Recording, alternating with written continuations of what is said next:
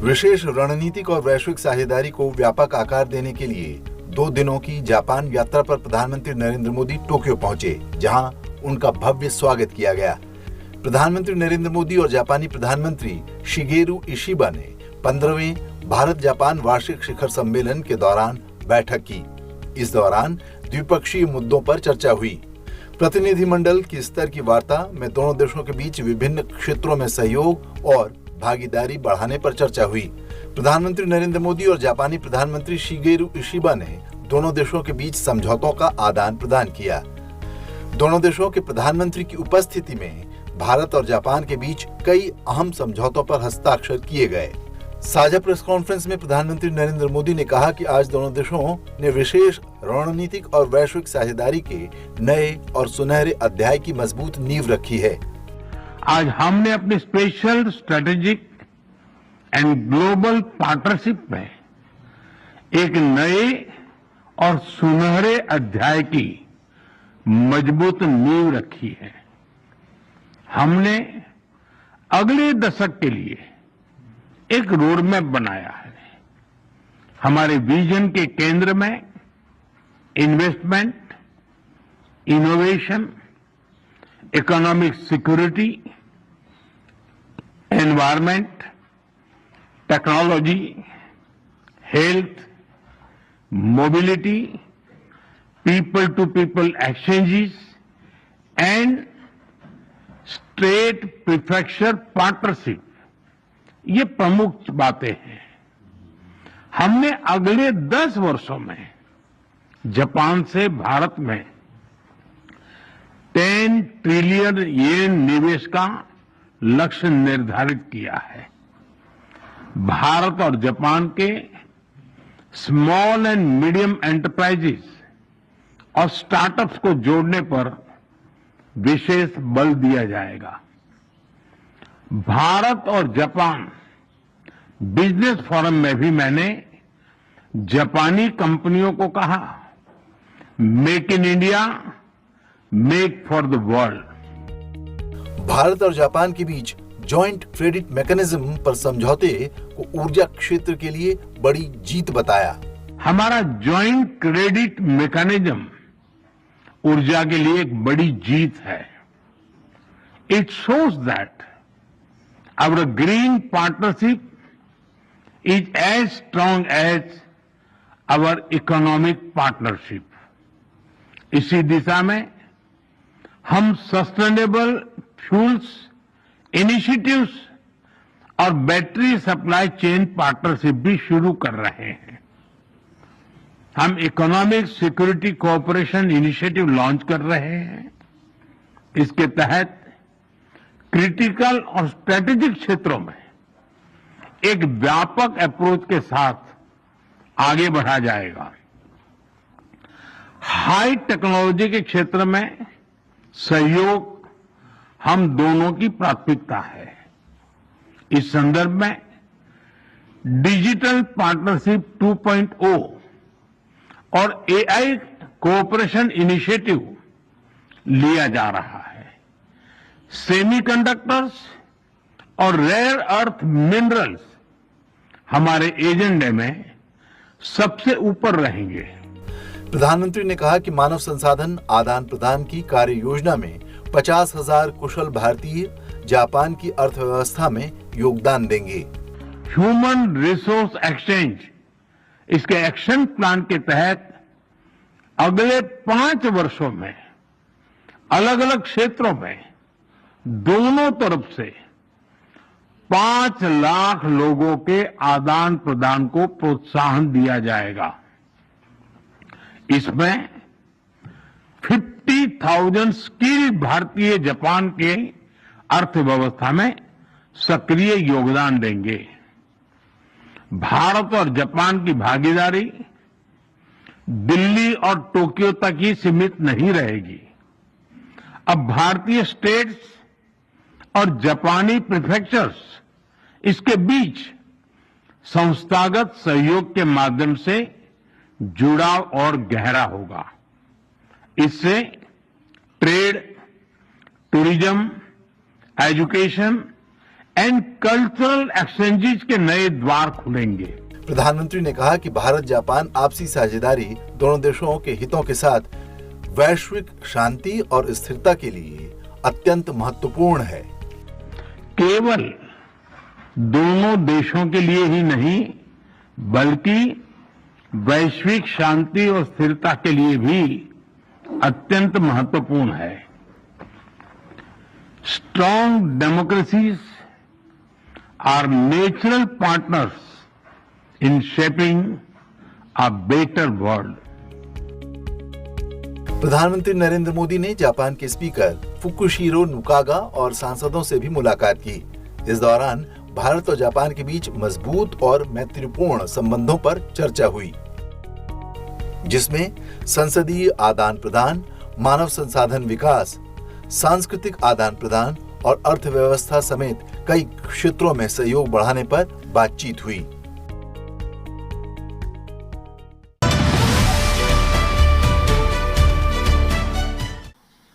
India and Japan's partnership is strategic and smart, powered by economic logic. We have turned shared interest into shared prosperity. India is the springboard for Japanese businesses to the global south. Together, we will shape the ASEAN century, Asian century for stability, growth and prosperity. India Japan economic forum को संबोधित करते हुए प्रधानमंत्री नरेंद्र मोदी ने दोनों देशों के संबंधों को विकास और समृद्धि की धुरी बताया। भारत और जापान के बिजनेस लीडर्स को संबोधित करते हुए प्रधानमंत्री ने कहा कि भारत की विकास यात्रा में जापान अहम भागीदार रहा है। भारत की विकास यात्रा में जापान हमेशा एक अहम पार्टनर रहा है। मेट्रो से लेकर मैन्युफैक्चरिंग तक, सेमीकंडक्टर से लेकर स्टार्टअप्स तक, हर क्षेत्र में हमारी साझेदारी आपसी विश्वास का प्रतीक बनी है। जापानी कंपनियों ने भारत में $40 बिलियन से ज्यादा का निवेश किया है। मात्र पिछले 2 वर्षों में $13 बिलियन का प्राइवेट इन्वेस्टमेंट हुआ है। JBIC कहता है कि भारत सबसे प्रॉमिसिंग डेस्टिनेशन है।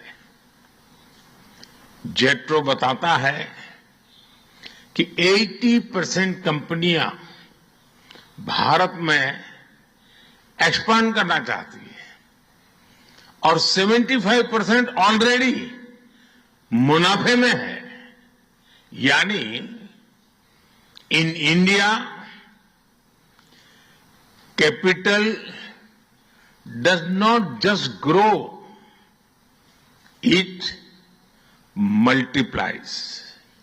प्रधानमंत्री ने कहा कि भारत विश्व की सबसे तेजी से बढ़ने वाली बड़ी अर्थव्यवस्था है। लगातार आर्थिक स्थिरता, नीतियों में पारदर्शिता और आर्थिक सुधार इसके आधार हैं। पिछले 11 वर्षों में भारत के अभूतपूर्व ट्रांसफॉर्मेशन से आप सब भली भांति परिचित है। आज भारत में पॉलिटिकल स्टेबिलिटी है,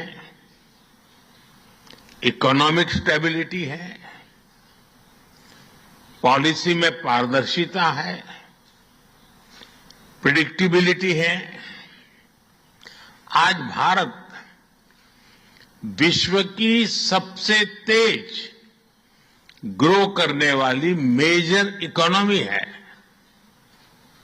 और बहुत जल्द विश्व की तीसरी सबसे बड़ी इकोनॉमी बनने जा रहा है।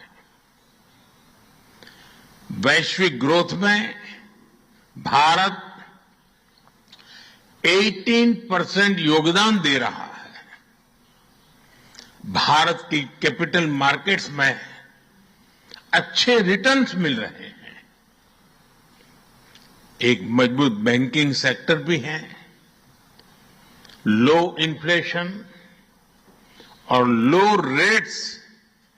लो इंटरेस्ट रेट्स करीब $700 बिलियन के फॉरेक्स रिजर्व है। साथियों, इस बदलाव के पीछे हमारी रिफॉर्म, परफॉर्म और ट्रांसफॉर्म की अप्रोच है। प्रधानमंत्री ने कहा कि आर्थिक सुधार केवल टैक्स प्रणाली तक सीमित नहीं है।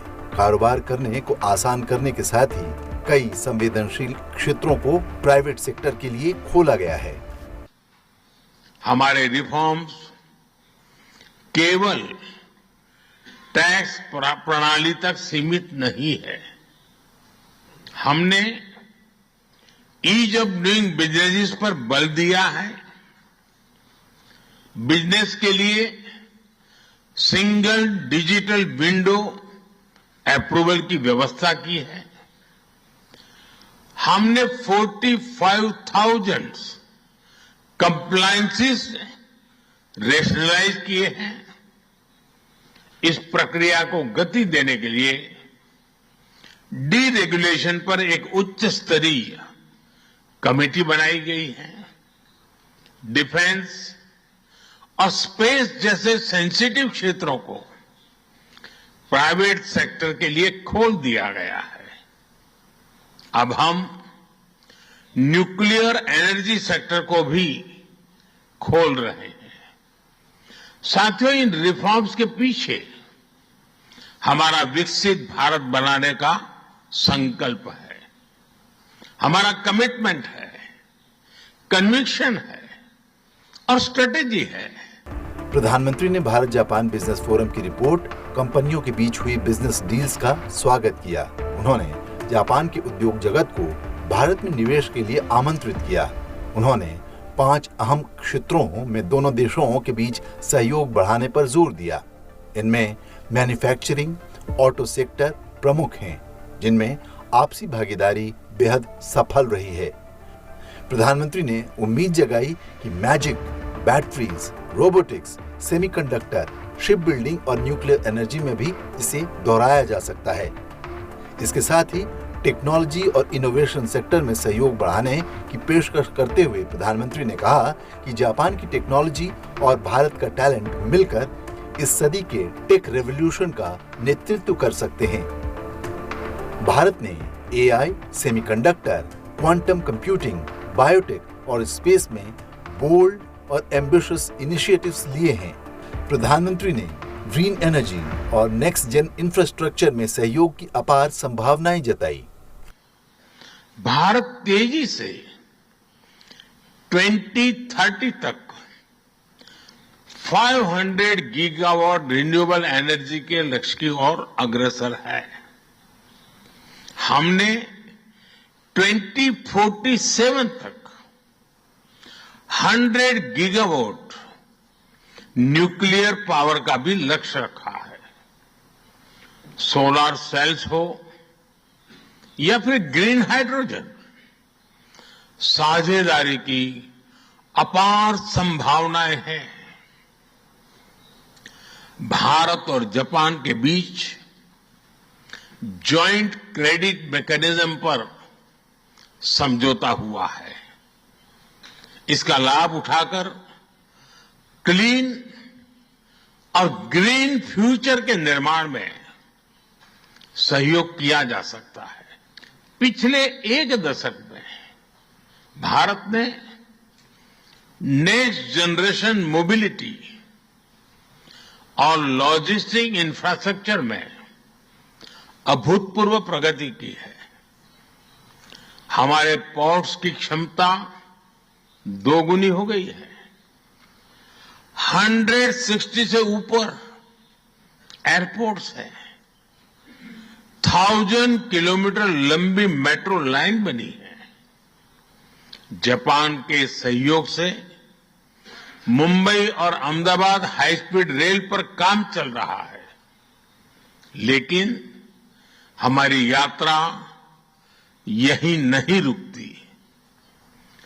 Japan's excellence and India's scale can create a perfect partnership. प्रधानमंत्री ने कहा कि स्किल डेवलपमेंट और पीपल टू पीपल टाइज में भारत का स्किल्ड युवा टैलेंट वैश्विक जरूरतें पूरी करने की क्षमता रखता है। इसका लाभ जापान भी उठा सकता है। प्रधानमंत्री नरेंद्र मोदी के साथ ही जापान के प्रधानमंत्री शिगेरू इशिबा ने भी जॉइंट इकोनॉमिक फोरम को संबोधित किया।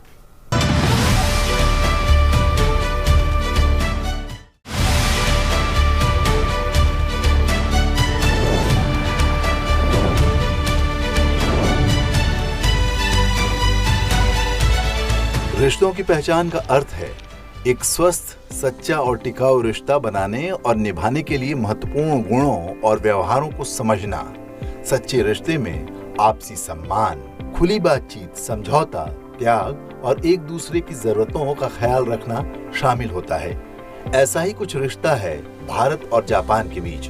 2014 में नरेंद्र मोदी की सरकार बनने के बाद से भारत और जापान के रिश्तों में नई ऊंचाई देखने को मिली।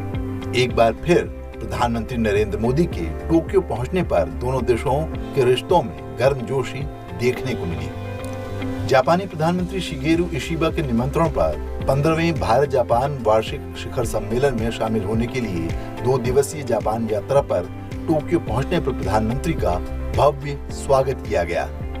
जापान की आधिकारिक यात्रा के दौरान प्रधानमंत्री मोदी को गार्ड ऑफ ऑनर दिया गया।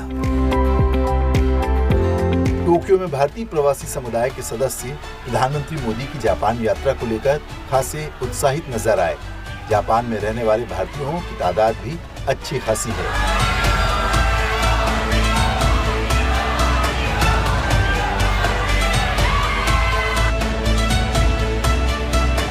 प्रधानमंत्री नरेंद्र मोदी ने टोक्यो पहुंचने पर भारतीय प्रवासियों का अभिवादन करते हुए उनसे बातचीत भी की। इस दौरान लोगों में खासा उत्साह नजर आया।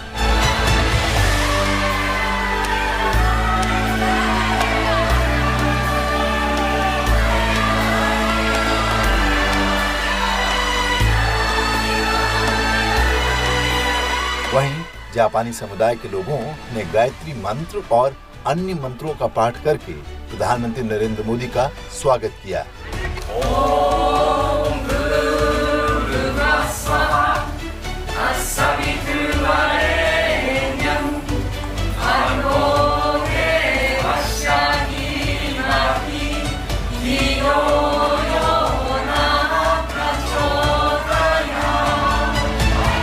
राजस्थानी पोशाक पहने जापानी लोगों ने राजस्थानी लोकगीत के साथ प्रधानमंत्री नरेंद्र मोदी का स्वागत किया।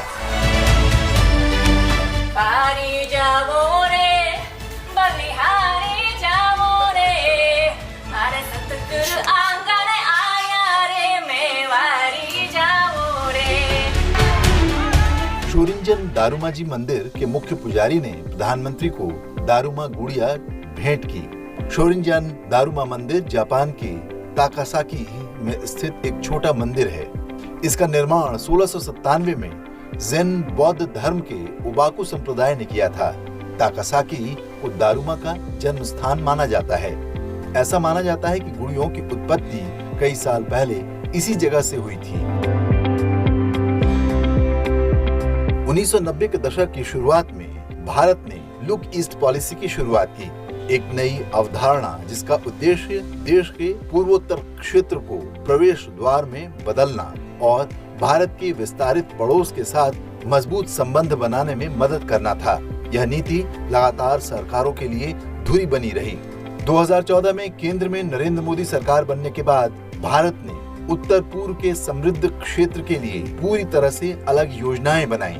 इसके बाद भारत ने लुक ईस्ट नीति को एक्ट ईस्ट नीति में बदलने में उच्च प्राथमिकता दी है। एक्ट ईस्ट नीति का उद्देश्य दक्षिण पूर्व एशिया और अन्य इंडो पैसिफिक देशों के साथ मजबूत व्यापार और व्यवसाय संबंधों के उद्देश्यों को पूरा करना और भारत के उत्तर पूर्वी राज्यों के लिए विकास के अवसर पैदा करना है। 3C यानी कॉमर्स, कल्चर और कनेक्टिविटी भारत की वर्तमान एक्ट ईस्ट नीति के स्तंभ हैं। भारत और जापान के संबंधों को लेकर नेचुरल पार्टनरशिप शब्द का इस्तेमाल होता है। दोनों देशों का ये रिश्ता कुछ दशक नहीं बल्कि सदियों पुराना है। भारत और जापान के संबंधों और जुड़ाव का जब जिक्र होता है तो बात होती है साझा ऐतिहासिक संबंधों की, संस्कृति और ज्ञान के प्रसार की, पीपल टू पीपल कनेक्ट की। जापान के साथ भारत के संबंध विकास और विश्वास पर आधारित हैं।